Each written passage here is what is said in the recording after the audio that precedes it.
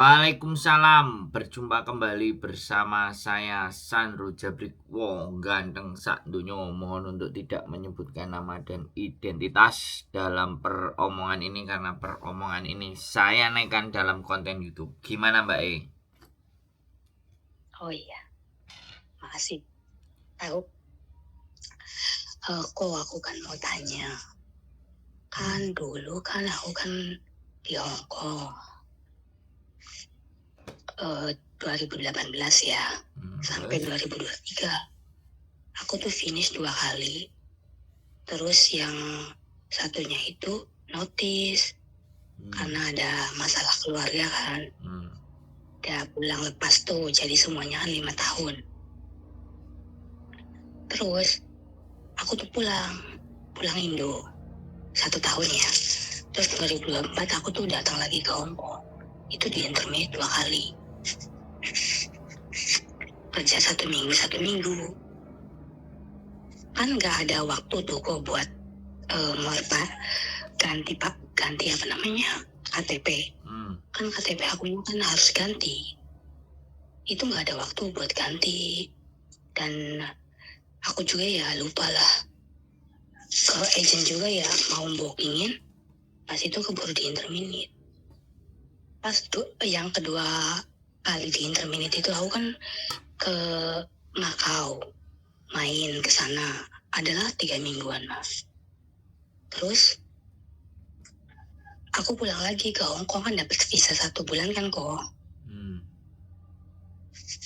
Visa itu visa turis. Aku pulang nunggu penerbangan itu. Terus kata imigrasi Hong Kongnya, kamu ini mau kemana? Soalnya kamu kan nggak ada majikan. Aku mau pulang Indo, nunggu tiket.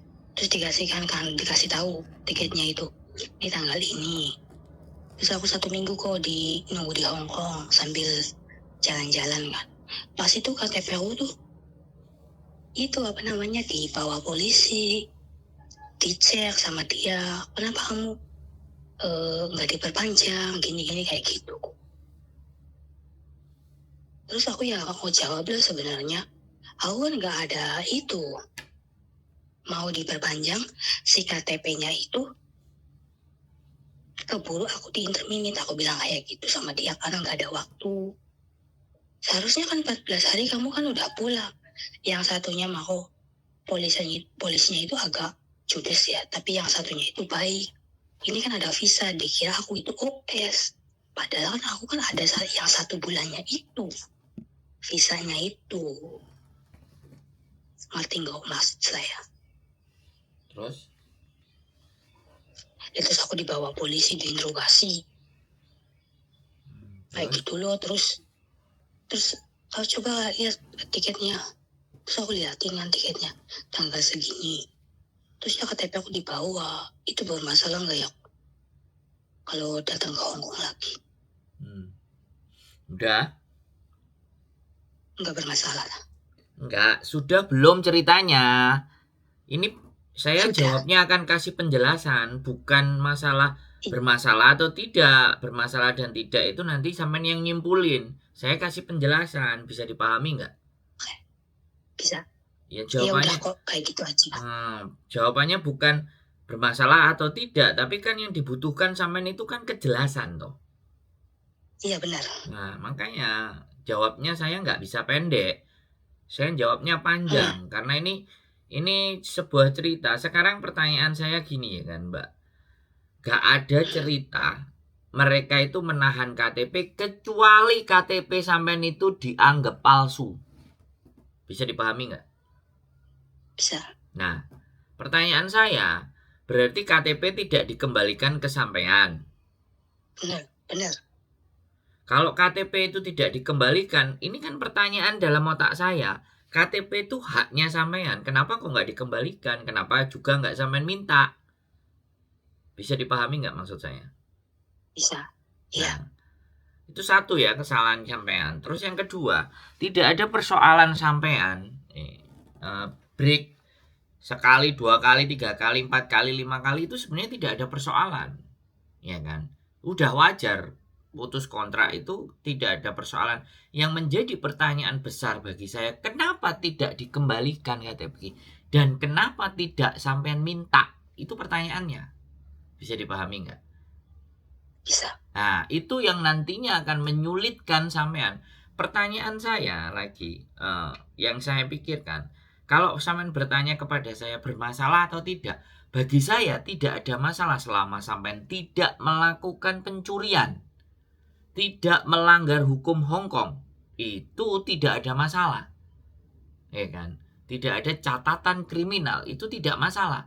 Kalau masalahnya cuma break kontrak, putus kontrak, setahun 2 kali, setahun 3 kali, setahun 4 kali, itu bukan sebuah persoalan. Bisa dipahami maksud saya? Bisa. Jadi pertanyaan sampean tentang apakah sampean aman atau tidak, kira-kira menurut sampean bisa dijawab nggak? Halo. Itu aku masih bingung.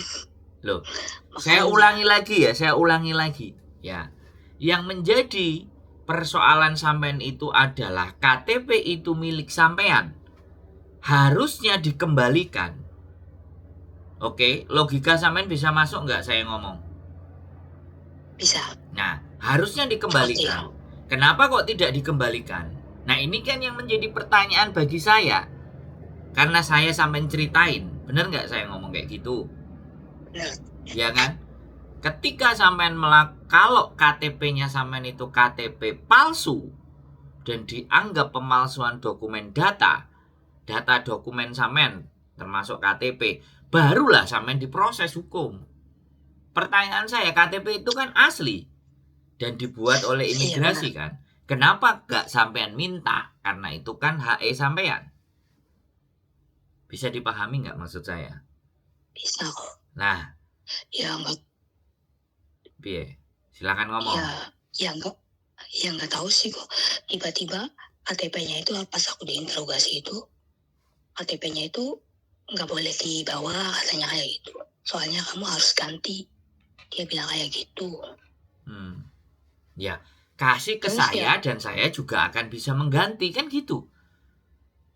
Sampean ngerti nggak KTP itu KTP itu haknya siapa? Memang dari pemerintah Hong Kong, tapi kan haknya siapa? Yang boleh pegang kan nama yang tertera di situ. Kenapa kok gak diminta? Iya benar, tapi aku nggak ada pemikiran ke situ. Lah, itu dia. Itu dia. Gitu. Lah, itu dia. Iya. Dari Mako kan turis harusnya jangan menunjukkan KTP, menunjukkannya paspor sama visa.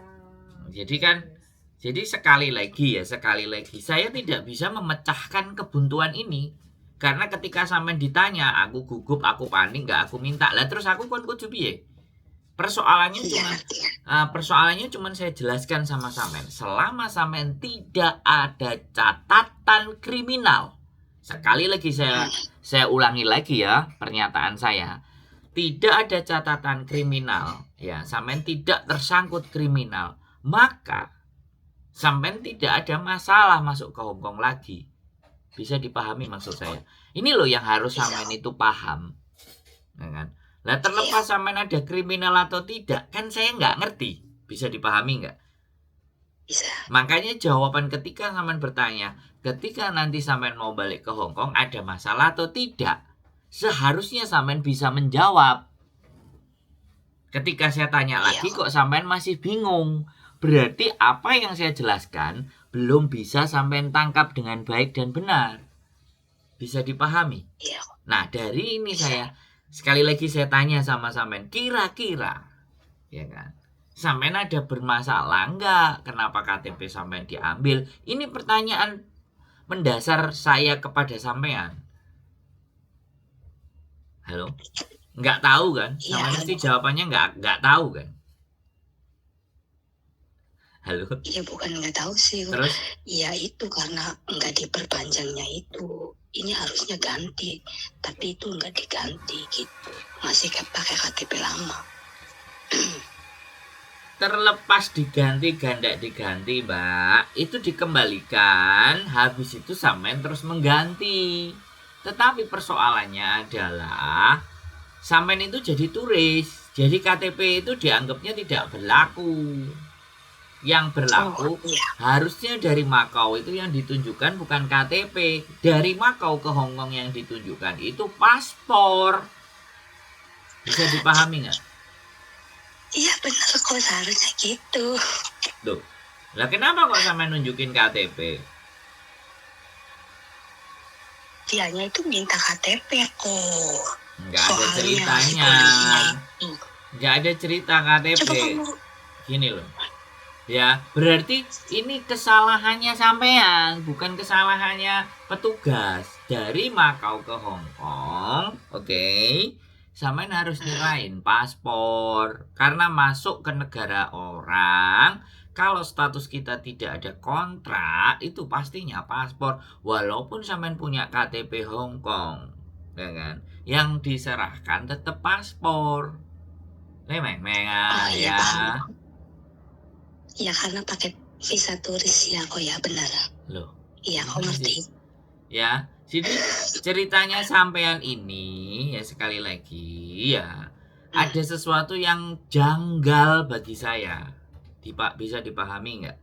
Kalau sampean ngerasa KTP-nya itu tidak berlaku, harusnya boleh dong saya minta dan akan saya perbaharui nanti ketika saya ada proses lagi ke Hong Kong. Lemeng-mengah ya. Jadi gini, ketika sampean mau berproses silahkan. Ya, ini ya saya bilang. Kalau sampean mau proses lagi ke Hong Kong silahkan mencari majikan. Monggo ya. Nanti ceritanya sampean bahwa KTP sampean nggak sampean pegang kembali karena cerita seperti ini. Dan sampean jujur ceritakan ke agent. Kalau sampean jujur ya harapannya agent nanti bisa membantu proses, ya kan? Cocok dengan majikan kan pasti agent akan bantu. Ya kan kayak gitu tuh ceritanya, ya kan? Tapi kalau nggak cocok dengan majikan, ya automatically si agent pasti akan mundur. Ya, sekali lagi kuncinya teman-teman ini juga harus paham, ex Hong Kong itu sebaiknya cari majikan dulu. Jangan kayak ceritanya orang-orang yang sudah masuk PT dulu, udah di PT nggak dapat majikan, protes giliran kayak gitu, telepon ke saya. Bisa nggak saya dicarikan majikan? Orang sudah masuk PT disuruh nyarikan majikan, ya nggak ada ceritanya. Bisa dipahami? Kalau sampean mau proses, cari agent dulu. Ya, ketemu agent dulu, biodata dulu, bikin KIS-UJK, sodorin ke mereka. Ya, ada majikan cocok, interview. Oke, majikannya gas berangkat. Nah, gitu itu proses yang hari ini. Beda dengan proses-proses di masa lalu. Bisa dipahami maksud saya? Bisa. Terus ada yang kurang mengerti? Iya, ngerti. Cukup? Ada yang nggak jelas? Kalau nggak jelas saya ulangi lagi biar sampean jelas. Bisa paham? Halo? Iya, bisa paham. Sudah nggak bingung? Bingung apa enggak? Mumpung lagi saya angkat ini teleponnya. Bisa dipahami? Bisa, kalau ngerti. Nah, wes gak bingung nih kan? Iya, berarti saya itu bisa proses ke Hong Kong lagi, tapi ya itu karena kan aku kan nggak ada catatan kriminal atau ini itu. Apalagi yang tadi kau ngomong kasus atau pencurian, nggak ada kok. Cuman pas itu gara-gara itu aja interminate 2 kali itu. Terus sama KTP dibawa polisi, ya itu aja. Yang lain aku nggak ada. Jadi hatiku itu bertanya-tanya gitu loh, kok kayak gini, kayak gitu. Sekarang ya aku udah ngerti lah. Oke, sudah paham berarti. Jadi kalau mau proses lagi silahkan cari majikan ya. Cari majikan loh ya, bukan cari PT ya. Cari majikan. Majikan tempatnya di mana? Di agent. Iya benar. Bisa? Berarti bisa kalau aku terus? Bisa kok. Kalau aku proses lagi berarti itu si KTP-nya itu aku bikin baru lagi ya, Ya sampean omong. Kalau sampean ada fotokopinya atau ada datanya di HP lebih bagus, tinggal ditunjukin. Ada kok, fotonya ada. Nah, itu tinggal ditunjukin nanti sama agent. Ini aku ada KTP tapi fisiknya diambil sama polisi, bilang gitu. Kenapa kok diambil polisi? Nah, sampean ceritakan kronologisnya. Oke. Iya. Sudah. Iya, pas waktu nanti dulu kok. Pas waktu aku diinterogasi itu, aku itu habis ditanya-tanya semuanya kan dicariin semua. Mungkin dikira aku bawa barang terlarang ya aku ya. Pas itu kan nggak ada. Terus ya pas itu dia nulis, aku suruh tanda tangan gitu. Tulisannya apa? Sampean baca nggak? Ya itu tulisannya tulisan Cina kok. Ya sampean tanya, ini saya disuruh tanda tangan, ini isinya apa? Gitu loh Mbak. Aduh, aku nggak ngomong. Tapi dia bilang, tapi aku bilang sama dianya itu, Pak, nanti kalau aku datang kembali ke Hong Kong, aku bermasalah enggak ya? Dia bilang jawabannya enggak, kamu nggak usah khawatir. Kayak gitu ngomongnya. Lah sampean polisi wis ngomong kayak gitu kok tanya lagi sama saya. Meng ya.